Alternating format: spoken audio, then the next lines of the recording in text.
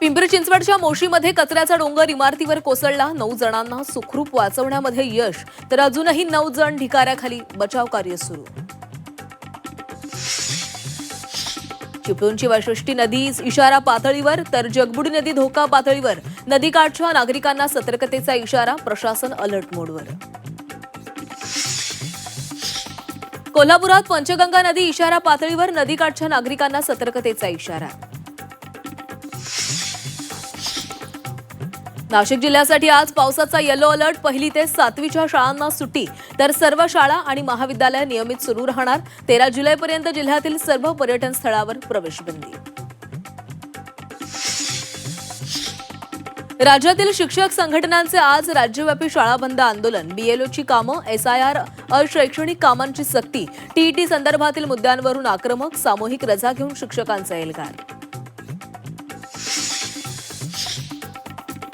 शिंदेंच्या शिवसेनेचे नगरसेवक रमेश म्हात्रेंना अटक. डॉक्टरांना मारहाण करणं भोवलं, तर इतर 3 जणांना 2 दिवसांची पोलीस कोठडी. रमेश म्हात्रेंना आज कोर्टामध्ये हजर करणार.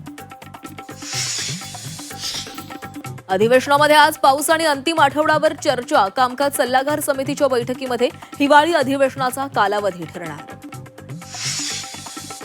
विधान परिषदेमध्ये डान्सबार सुधारणा विधेयक मंजूर. पंकज भोयर यांच्याकडून विधेयक सादर. अश्लील नृत्याला चाप बसणार.